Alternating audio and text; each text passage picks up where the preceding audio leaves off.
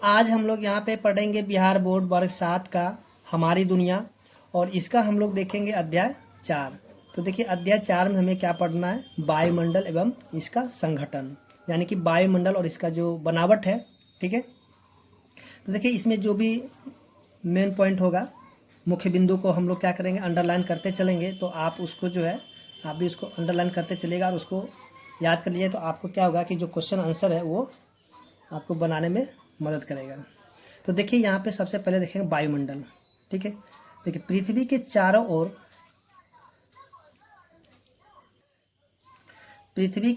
ओर स्थित वायु का घेरा है। ठीक है, यानी पृथ्वी के चारों ओर एक वायु का घेरा है जो कि पृथ्वी की गुरुत्वाकर्षण शक्ति के कारण इससे जुड़ा हुआ है। ठीक है, और इसी कारण से पृथ्वी के धरातल के पास वायुमंडल की सघनता भी ज़्यादा है। यानी किसकी सघनता ज़्यादा है, किसके कारण से, तो गुरुत्वाकर्षण शक्ति है, उसी के कारण से जो पृथ्वी पर वायुमंडल की सघनता ज़्यादा है। ठीक है, अब जो है देखते हैं यहाँ पे, देखिए यहाँ पे जो दिया हुआ जैसे कि ये सूर्य है और ये पृथ्वी है, तो इनका जो प्रकाश है, ठीक है, ये पृथ्वी से आकर टकरा के फिर से क्या होता है, ये परावर्तित होकर के वापस निकल रही है। ठीक है, यानी सूर्य की किरणों का परावर्तन। तो चलिए आगे हम देखते हैं इसका जो दिया हुआ है। देखिए अब जो है यहाँ पे देखेंगे, सबसे पहले इसको देख लेते हैं जो बॉक्स में दिया हुआ है। क्या आप जानते हैं वायुमंडल छन्ना पत्र का कार्य करता है, यानी वायुमंडल क्या है, छन्ना पत्र का कार्य करता है। यह सूर्य से आने वाली हानिकारक पराबैंगनी किरणों को छानकर पृथ्वी पर भेजता है। यानी जो वायुमंडल है क्या है, एक छन्ना पत्र जिस तरह से छन्नी होता है, ठीक है, उसी तरह से ये काम करता है। और जो भी सूर्य से आने वाले जो हानिकारक पराबैंगनी किरणें होता है उसको क्या करता है, वो छान करके फिर से जो उसका जो किरण होता है उसको पृथ्वी पर भेजता है। ठीक है, चलिए यहाँ पे हम देखते हैं, जैसे कि यहाँ पे दिया वायुमंडल।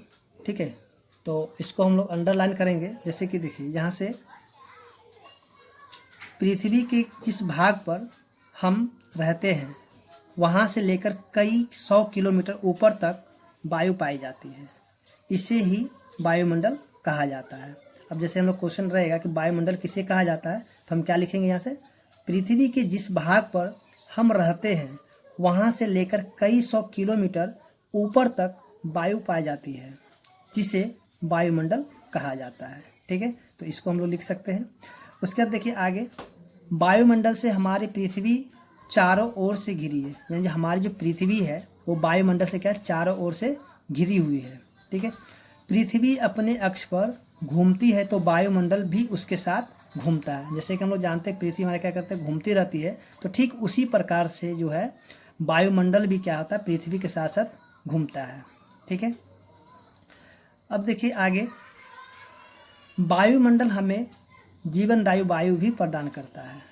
यानी वायुमंडल क्या हमें जीवनदायी वायु भी प्रदान करता है, साथ ही पृथ्वी पर निवास करने वाले सभी जीवों के लिए सुरक्षा कवच भी प्रदान करता है। यानी वायुमंडल क्या करता है, हमें जितने भी जीव जंतु है, ठीक है, उनके लिए ये सुरक्षा कवच भी प्रदान करता है। उसके बाद देखिए आगे, जब सूर्य की किरणें पृथ्वी पर आती है तो इसका कुछ भाग ही पृथ्वी पर पहुंचता है। जैसे कि हम लोग जानते हैं कि सूर्य के किरण का जो 1 अरबवां भाग पृथ्वी पर आता है। ठीक है, यानी सूरज से जो किरण आता है उसका 1 अरबवां भाग ही पृथ्वी पर पहुंचता है। ठीक है, तो चलिए यहाँ पे देखते हैं, तो इसका कुछ भाग ही पृथ्वी पर पहुंचता है। यदि वायुमंडल नहीं होता तो सूर्य की हानिकारक किरणें पृथ्वी पर पहुंच जाती, जिससे पृथ्वी का तापमान इतना अधिक हो जाता कि यहाँ रहना भी मुश्किल हो जाता। अगर मान लीजिए वायुमंडल अगर नहीं होता तो क्या होता कि पृथ्वी पर बहुत ज़्यादा तापमान होता और यहाँ पे जो है यानी जीव जंतु या फिर कुछ भी यहाँ पे यानी कि यहाँ पे रहना भी संभव नहीं होता, और यानी कि जीवन यहाँ पे संभव नहीं होता। उसके बाद देखेंगे आगे, वायुमंडल से पृथ्वी पर पहुंचने वाले किरणों को धरातल ग्रहण कर कुछ किरणों का पुनः परावर्तित कर लौटाने लगती है। जैसे कि अभी हमने देखा था, यहाँ से क्या करता है, कुछ यहाँ से ग्रहण करके और फिर वापस क्या करते हैं, इसको फिर से यहाँ पे देखिए यहाँ से जो है सूरज की किरणें यहाँ पे आता है और यहाँ पे कुछ ग्रहण करके फिर वापस इसको क्या करता है, परावर्तित करके भेज देता है। उसके बाद जो है, अब देखिए यहाँ पे जो दिया हुआ है, वायुमंडल के कारण ही पृथ्वी पर परावर्तित किरणें पुनः अंतरिक्ष में लौटने में अधिक समय लगाती है। यानी कि वायुमंडल जो है, पृथ्वी पर परावर्तित किरणें पुनः जब अंतरिक्ष में लौटता है तो उसको क्या होता है, समय अधिक लगता है, जिससे पृथ्वी के तापमान को रहने योग्य बनता है। अगर ये किरणें पृथ्वी से परावर्तित होकर अंतरिक्ष में लौट जाती है तो पृथ्वी इतनी ठंडी हो जाती है कि सब कुछ जम जाता है। तो फिर देखिए आगे, यहाँ तक कि जब कभी आकाश में बादल होते हैं तो हमारे यहाँ का तापमान अचानक बढ़ जाता है। अब ऐसा किस लिए होता है? देखिए, ऐसा इसलिए होता है क्योंकि सूर्य की जो किरणें परावर्तित होकर अंतरिक्ष में जाने लगती है तो वे बादलों के कारण रुक जाते हैं। यानी कि जैसे यहाँ से परावर्तित होती है, जब बादल अधिक रहता है तो वहाँ से क्या होता है, बादल उसको रोक लेता है और पुनः जब पृथ्वी पर लौट जाता है, यानी कि उसको जो है आगे अंतरिक्ष में नहीं जाने देता, फिर से वो वापस पृथ्वी पर भेज देता है। जिससे क्या होता है कि जिससे हमारा वातावरण जो होता है अपेक्षाकृत अधिक गर्म होता है। ठीक है, अब देखिए आगे देखेंगे। अब देखिए यहाँ पे पृथ्वी का जो ऊंचाई वाला भाग, पर्वत पहले गर्म होता है या तल वाला भाग यानी कि मैदान। तो आइए हम लोग यहाँ पे देखते हैं इसको। तो देखिए यहाँ जो दिया हुआ, सूरज की किरणें जब पृथ्वी पर पहुँचती है तो पहले पर्वत पर पहुँचती है, बाद में मैदान पर। इसलिए पहले पर्वत गर्म होना चाहिए, किंतु ऐसा नहीं होता है। ठीक है, यानी कि सबसे पहले सूरज की किरण जब पृथ्वी पर पहुंचता है तो सबसे पहले कहाँ पहुंचता है? पर्वत के ऊपर, क्योंकि पर्वत ऊंचा होता है और सबसे पहले पर्वत पे ही पहुंचता है। ठीक है, और बाद में मैदान में, यानी मैदानी भाग जो मैदानी इलाका होता है वहाँ पे पहुंचता है। तो इसलिए जो सबसे पहले पर्वत को गर्म होना चाहिए, लेकिन ऐसा नहीं होता है। यह जो है वायुमंडल ऊपर से नहीं बल्कि नीचे से गर्म होता है। यानी वायुमंडल जो है यानी कि नीचे की ओर से गर्म होता है, ऊपर से नहीं गर्म होता है। ठीक है, तो जब धरती का ठोस धरातल गर्म होता है तो उसके संपर्क वाले वायुमंडल की परतें पहले गर्म होती है एवं उत्तरोत्तर ऊपर की ओर गर्मी प्रवाहित होती रहती है। जैसा कि स्पष्टता कि जैसे जैसे हम ऊपर की ओर जाते हैं गर्मी कम होती जाती है। ठीक है, यानी कि सबसे पहले जैसे ही पृथ्वी पर अगर रोशनी आता है, ठीक है, तो जो ऊपर का जो वायु होगा, ठीक है, वो गर्म नहीं होकर के जो सबसे पहले नीचे है, नीचे गर्म होगा, उसका धीरे धीरे ये ऊपर उठते चला जाता है। अब देखिए यहाँ पे जो दिया हुआ वायुमंडल का संघटन, तब देखिए वायुमंडल का संघटन, तो यहाँ से हम लोग देखेंगे।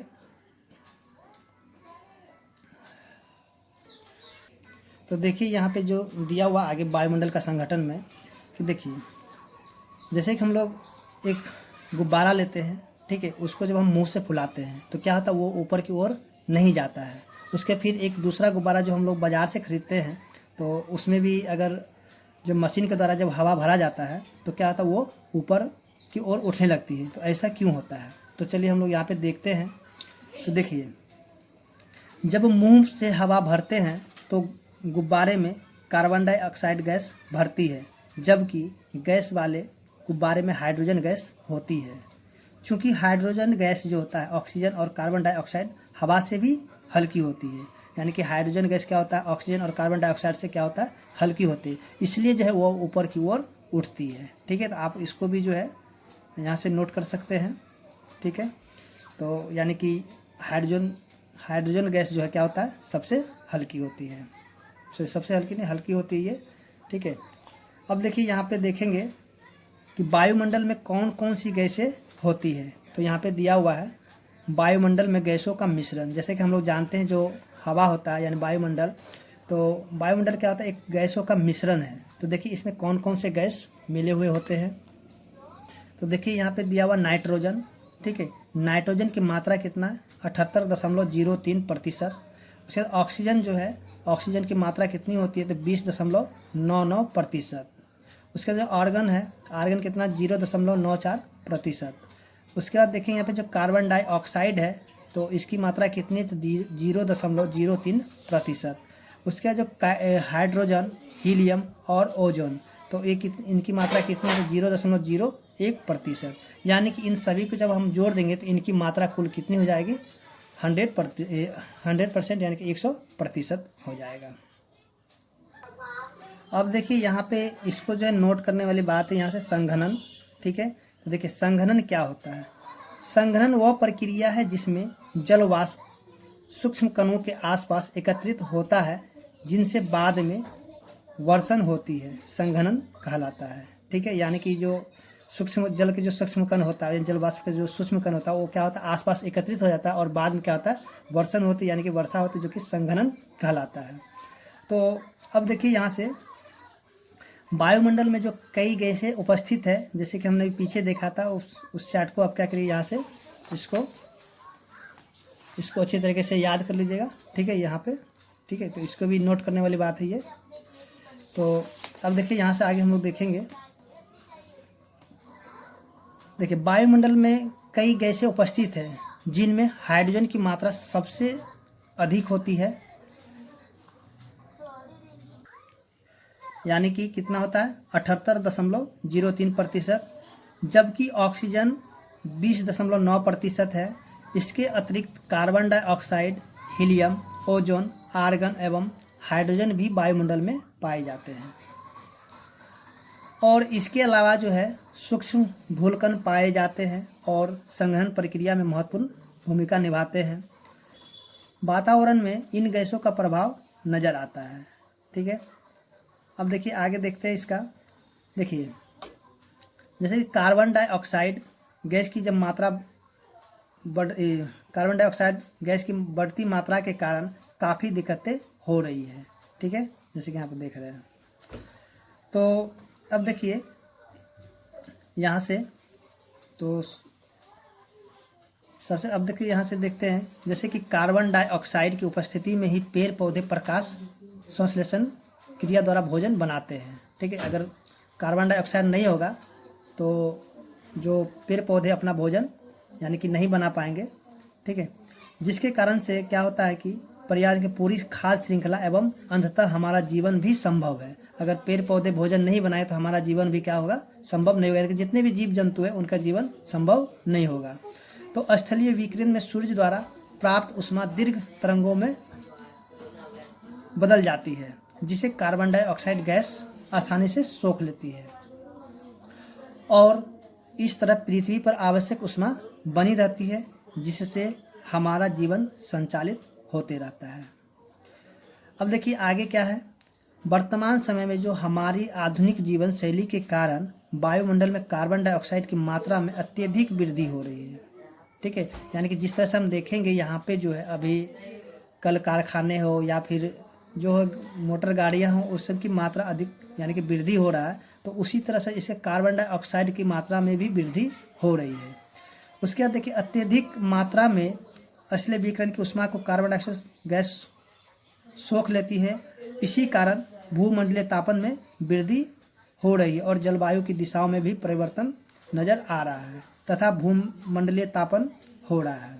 ठीक है, इसके बाद जो यहाँ पे देखेंगे, देखिए इससे पृथ्वी के तापमान में यानी कि बढ़ोतरी हो रही है, जिससे ध्रुवों पर तथा ऊंचे भागों में जो जमी बर्फ़ें हैं वो क्या हो रहा है, पिघल रहा है।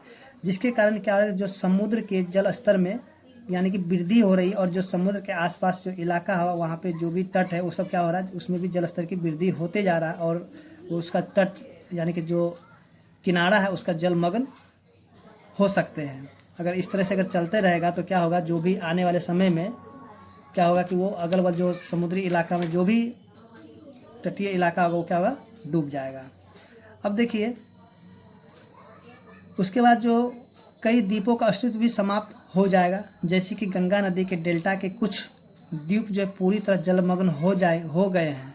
वहाँ के लोग भी दूसरी जगह पलायन कर गए हैं। साथ ही जलवायु में परिवर्तन आ सकते हैं।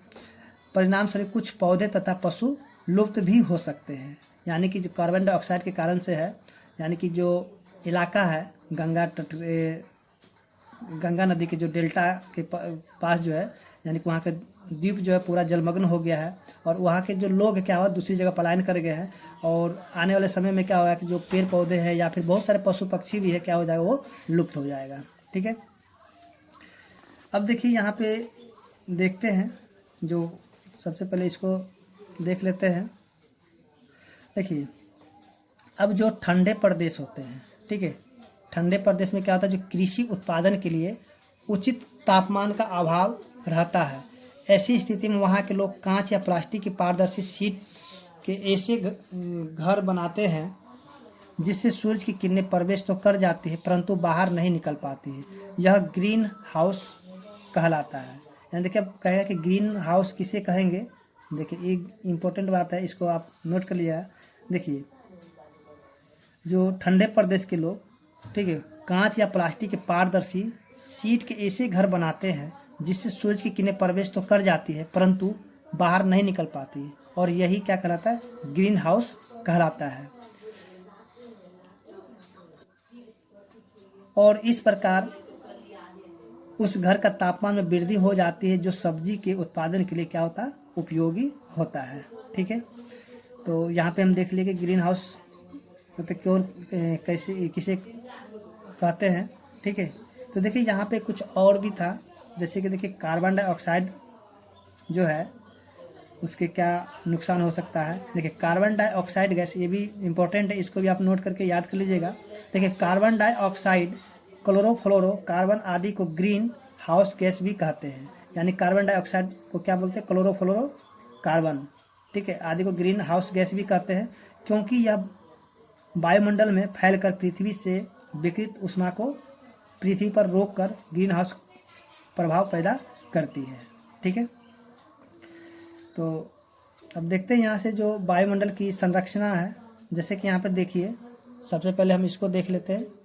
देखिए जैसे कि यहाँ से क्या है, जो उत्तरी ध्रुव है, ठीक है, यानी कि विषुवत रेखा, तो देखिए यहाँ से जो 8 से लेकर के क्या 1000 किलोमीटर तक है। तो यहाँ पे कुछ जो कि वायुमंडल की संरचना दिया हुआ है। ठीक है,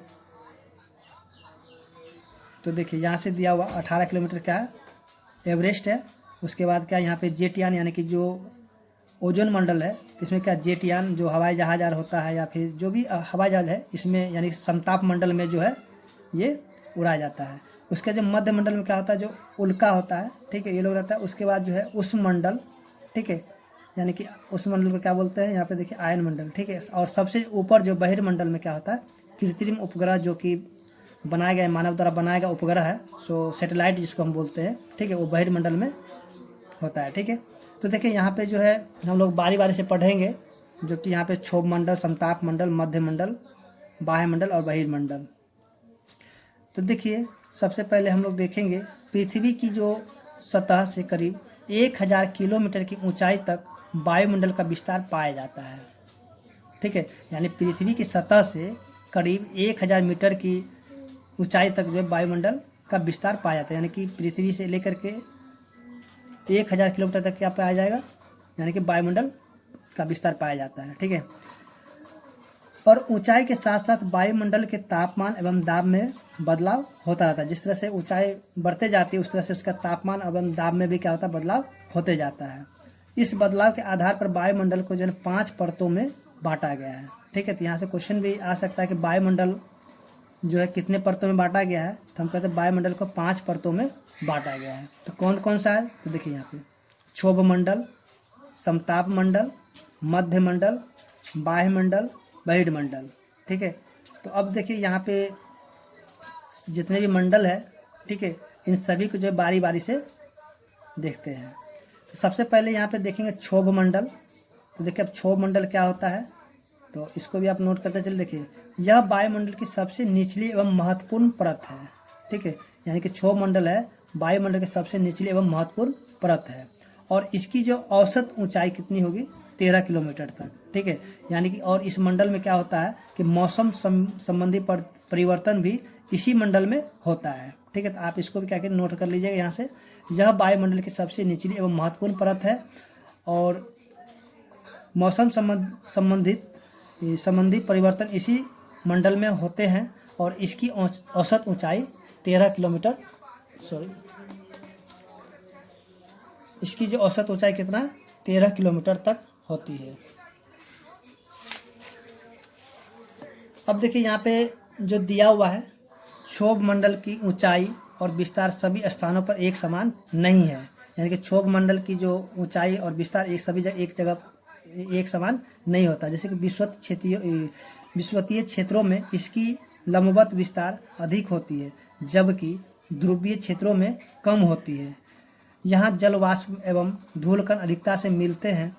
मौसम संबंधी सभी घटनाएं इसी मंडल में घटित होती है। इस मंडल में जैसे जैसे ऊंचाई पर जाते हैं तापमान कम होता जाता है। क्षोभ मंडल की ऊपरी सीमा को क्षोभ सीमा कहते हैं। अब यहाँ बोलेगा क्षोभ सीमा किसे कहते हैं, तो हम यहाँ से लिखें क्षोभ मंडल की ऊपरी सीमा को क्षोभ सीमा कहते हैं। ठीक है, इसके ऊपर समताप मंडल है। ठीक है, अब देखिए यहाँ पे समताप यानी कि क्षोभ सीमा के ऊपर क्या है, समताप मंडल। तो देखिए अब समताप मंडल क्या कहते किसे कहते हैं, देखिए यहाँ से देखिए समताप मंडल का आरंभ क्षोभ मंडल के बाद होता है। इस मंडल का फैलाव कितना है, करीब 500 किलोमीटर तक की ऊंचाई तक है। इस मंडल के निचले भाग में अर्थात 20 किलोमीटर की ऊंचाई तक तापमान स्थिर रहता है और इसके बाद जैसे जैसे ऊंचाई पर जाते हैं तापमान तेजी से बढ़ता है। यानी कि जैसे जैसे हम ऊंचाई पर जाते हैं उस तरह से इसका तापमान भी क्या होगा, तेजी से बढ़ते जाता है। और ऐसा होने का जो प्रमुख कारण क्या है, तो इस परत के ऊपर से ओजोन परत का पाया जाना। यानी कि जो समताप है, समताप मंडल के ऊपर से क्या आता है, ओजोन परत पाया जाता है। जिसके कारण से क्या होता है, यहाँ पे गर्म भी जिस तरह से ऊंचाई पे बढ़ते जाते हैं उसी तरह से यहाँ पे गर्मी भी यानी कि तापमान बढ़ते जाता है। क्योंकि यह जो है परत सूर्य की परावैंगनिक किरणों को सोख लेता है। यह मंडल हवाई जहाज की उड़ान के लिए उपयुक्त होता है। यानी कि अब क्वेश्चन अगर पूछा जाएगा कि जहाज जो किस मंडल में उड़ाया जाता है, तो हम बोलेंगे यहाँ पे समताप मंडल में उड़ाया जाता है। ठीक है, तो यहाँ पे यह मंडल में हवाई जहाज की उड़ान के लिए क्या होता है, उपयुक्त होता है। तो देखिए अब आगे देखते हैं जो मध्य मंडल है, तो इसको यानी कि मध्य मंडल क्या होता है, देखिए यह समताप मंडल के ठीक ऊपर वाली परत है। यानी समताप के जो ऊपर मंडल होगा उसको बोलेंगे मध्य मंडल और इसकी ऊंचाई करीब 80 किलोमीटर है। यानी मध्य मंडल की ऊंचाई कितनी है, 80 किलोमीटर। यहाँ ऊंचाई के बाद तापमान घटता है। जैसे जैसे यहाँ पर ऊंचाई पर जाते हैं उसका तापमान घटते जाता है और समताप मंडल में क्या होगा, बढ़ते जाता है। ठीक है, तो यह जो मंडल अंतरिक्ष में आने वाले उल्का पिंडों से हमारी रक्षा करता है। यानी कि जो अंतरिक्ष से आने वाले उल्का पिंड होता है उससे क्या करता है, जो मध्य मंडल है हमारी रक्षा करता है। क्योंकि जैसे ही उल्का पिंड इस मंडल में प्रवेश करते हैं घर्षण के कारण जल जाते हैं। ठीक है, जैसे कि ऊपर से अगर उल्का पिंड आता है तो यहाँ पे घर्षण होता है, घर्षण के कारण क्या होता है, उल्का पिंड जल करके नष्ट हो जाता है और यह पृथ्वी पर भी नहीं पहुँचते हैं। अब देखिए यहाँ पे देखेंगे आयन मंडल या वायुमंडल। देखिए वायुमंडल की जो इस परत में ऊंचाई बढ़ने के साथ तापमान भी तीव्रता से बढ़ता है। तो अब इसमें क्या होगा, जो वायुमंडल की इस परत में ऊंचाई बढ़ने के साथ साथ तापमान भी तीव्रता से बढ़ते जाता है। आयन मंडल इस परत पर एक भाग है। ठीक है, आयन मंडल इस परत का एक भाग है जो पृथ्वी से प्रसारित रेडियो तरंगे, यानी कि कह सकते हैं कि रेडियो तरंगे का प्रसारण भी इसी मंडल से होता है। यानी कौन सा मंडल से, आयन मंडल से है। ठीक है, अब इस परत से परावर्तित होकर पृथ्वी पर आते हैं। वायुमंडल का फैलाव 80 से लेकर के 400 किलोमीटर तक होती है। ठीक है, तो अब देखिए जैसे क्वेश्चन भी आएगा क्या कहता है, रेडियो प्रसारण किस तरह से किस मंडल से होता है, तो हम कह सकते हैं कि आयन मंडल से होता है। तो चलिए अब देखते हैं इसका जो बहिर्मंडल है, यह जो होता है ना वायुमंडल का सबसे ऊपर का परत है, यानी ऊपरी परत होता है और यह वायु की पतली परत होती है। हल्की गैस जिसमें हीलियम हाइड्रोजन यहीं से अंतरिक्ष में तैरती है। यानी कि यहाँ क्या होता है, हीलियम और हाइड्रोजन गैस, ठीक है, अंतरिक्ष में यहीं से तैरती रहती है। तो यहाँ पे हम देखेंगे कि तो इस तरह हम देखेंगे यहाँ पे जो है बहिर्मंडल के बाद जो है इसका अध्याय समाप्त हो गया है। तो अब जो है हम लोग देखेंगे जो इसका क्वेश्चन आंसर है। ठीक है, तो देखिए यहाँ पे जो दिया हुआ है इसका क्वेश्चन आंसर, सही विकल्प को चुनें। देखिए जैसे कि यहाँ पे दिया हुआ, पृथ्वी की सतह से ऊपर की ओर जाने पर सांस लेना कठिन होता है, क्योंकि तो देखिए यहाँ पे जो है वातावरण में कार्बन डाइऑक्साइड की मात्रा बढ़ जाती है, उसके वातावरण में ऑक्सीजन की मात्रा बढ़ जाती है, वातावरण में ऑक्सीजन की मात्रा कम हो जाती है और वातावरण में ऑक्सीजन की मात्रा कम हो जाती है। जैसे जैसे हम लोग पृथ्वी से ऊपर की ओर जाते हैं तो वहाँ पे क्या हो जाएगा कि वातावरण जो ऑक्सीजन की मात्रा क्या हो जाएगा, कम होते चला जाएगा। ठीक है, तो इसका आंसर कितना आ जाएगा, घ हो जाएगा। उसके बाद देखिए फिर से पहले कौन सा भाग गर्म होता है। तो देखिए जैसे कि यहाँ पे देखेंगे कि सबसे पहले जो स्थल की सतह जो है सबसे पहले गर्म होगा। उसके बाद देखिए वायुमंडल में ऑक्सीजन की मात्रा कितनी है। तो जैसा कि अभी हमने देखा था चार्ट में, यहाँ पे वायुमंडल में जो ऑक्सीजन की मात्रा 20.99%। ठीक है, तो यहाँ पे क्या हो जाएगा 20.99%, यानी कि उत्तर हो जाएगा ग। उसके बाद वायुमंडल की सबसे पहली परत कौन सी है। तो वायुमंडल की सबसे पहली परत जो है यहाँ पे देखिए जो दिया हुआ है, सबसे पहली परत कौन सा है, क्षोभमंडल। तो आंसर क्या हो जाएगा, क्षोभमंडल। रेडियो तरंगे किस परत से परावर्तित होकर पृथ्वी पर वापस लौट जाती है। तो देखिए यहाँ पे जो दिया हुआ है, वायुमंडल की इस परत से ऊंचाई बढ़ने के साथ तापमान भी तीव्रता से बढ़ता है। आयन मंडल इस परत का एक भाग है। पृथ्वी से प्रसारित रेडियो तरंगे इसी परत से परावर्तित होकर पृथ्वी पर आती है। तो इसका आंसर क्या हो जाएगा, आयन मंडल।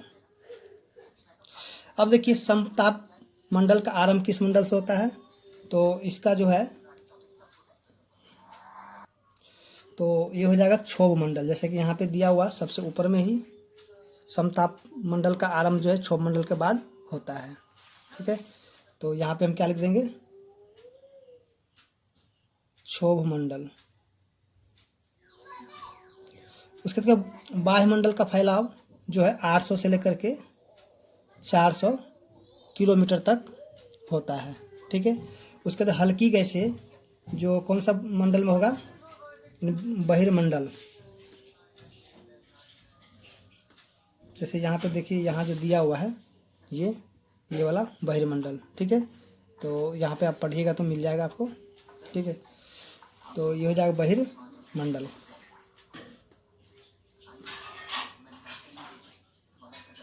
उसके देखिए वायुमंडल का विस्तार पृथ्वी की सतह से 1000 किलोमीटर की ऊंचाई तक है। ठीक है, तो चलिए अब देखते हैं इसका जो आगे दिया हुआ है। वायुमंडल में सबसे अधिक जो है कौन सी गैस पाई जाती है। तो नाइट्रोजन गैस पाई जाती है।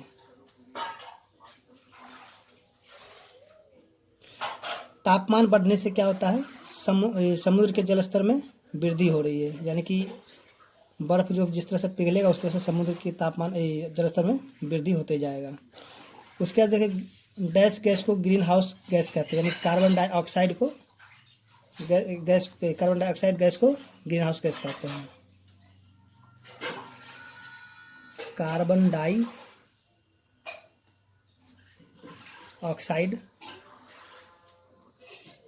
या फिर हम ऐसे बोलते हैं CO2। ठीक है, तो अब देखिए यहाँ पे जो क्वेश्चन आंसर दिया हुआ यानी 3 नंबर का, निम्नलिखित प्रश्नों के उत्तर दीजिए। ठीक है, देखिए वायुमंडल किसे कहते हैं, उसके वायुमंडल के गैसों के घटक को वृत्त में दिखलाइए। तो देखिए यहाँ से हम देखेंगे जो कि इसका आंसर जो हो जाएगा, देखिए यहाँ पे जो दिया हुआ है, पृथ्वी के जिस भाग पर हम रहते हैं वहाँ से लेकर कई 100 किलोमीटर ऊपर तक वायु पाई जाती है, इसे वायुमंडल कहा जाता है। तो इसका आंसर यानी कि क्वेश्चन नंबर 1 का आंसर यहाँ से लेकर के यहाँ तक हो जाएगा। ठीक है, और इनके घटक जो है देखिए ये जो दिया हुआ है ये घटक, तो आपको करना क्या होगा, एक जो वृत्त बना लेकर के और इसको जो है इसके ऊपर आपको दिखा देना होगा। ठीक है, तो चलिए अब देखते हैं क्वेश्चन नंबर 2। तो देखिए ग्रीन हाउस प्रभाव क्या है, स्पष्ट कीजिए। तो आइए हम भी देखते हैं इसका क्वेश्चन का आंसर।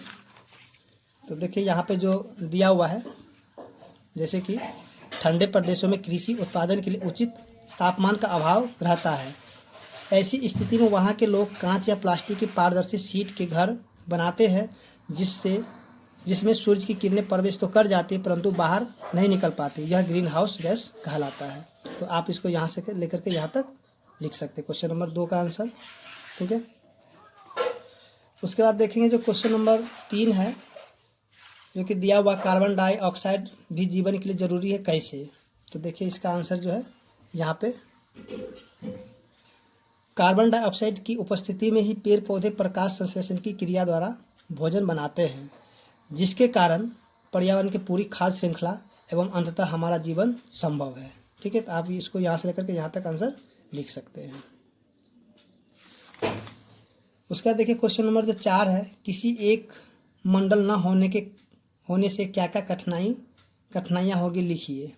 तो देखिए इसका जो आंसर है यहाँ पे हम देखेंगे, जैसे कि दिया हुआ है, किसी एक मंडल के न होने से संभव है कि जलवायु और मौसम में भारी परिवर्तन हो जाए, जिससे मानव जीवन ही खतरे में पड़ जाए, या यहाँ पे कई हो जाएगा, कई क्रियाकलाप बाधित हो जाए। ठीक है, तो इसका आंसर जो आप इसको लिख सकते हैं। उसके बाद देखेंगे जब क्वेश्चन नंबर 5 है, पृथ्वी के तापमान बढ़ने से जीवन के लिए खतरा बढ़ता है, कैसे। तो चलिए इसको भी देखते हैं। यहाँ पे देखिए जैसे कि यहाँ पे दिया हुआ है, पृथ्वी के तापमान में बढ़ोतरी तो हो रही है, जिससे ध्रुवों पर तथा ऊंचे भागों में जमी बर्फ पिघल रही है, जिसके कारण समुद्र के जलस्तर में वृद्धि हो रही है। ठीक है, जिससे तटीय भाग जलमग्न हो रहे हैं, यहाँ पे लिखेगा हो रहे हैं, और वहाँ के लोग भी दूसरी जगह पलायन कर गए हैं। साथ ही जलवायु में भी भारी परिवर्तन हो सकता है। ठीक है, परिणाम स्वरूप कुछ पौधे तथा पशु लुप्त हो सकते हैं। तो ये क्वेश्चन नंबर जो 5 है, तो उसका आंसर जो आप उसको लिख सकते हैं। जैसे कि यहाँ पे पृथ्वी का तापमान बढ़ने से क्या क्या खतरा बढ़ सकता है, तो आप उसको लिख सकते हैं। अब देखिए यहाँ जो क्वेश्चन नंबर 6 दिया हुआ, रेडियो और दूरदर्शन की तरंगे किन माध्यमों से हम तक पहुँचती है, लिखिए। यहाँ पे 6, 7, 8। तो देखिए यहाँ पे जो दिया हुआ है 6, 7, 8 का, यानी कि यहाँ पे दिया हुआ क्वेश्चन नंबर 6 का आंसर। ठीक है, उसके बाद यहाँ पे है 7 नंबर का, उसके बाद जो है आगे ये 8 नंबर का आंसर।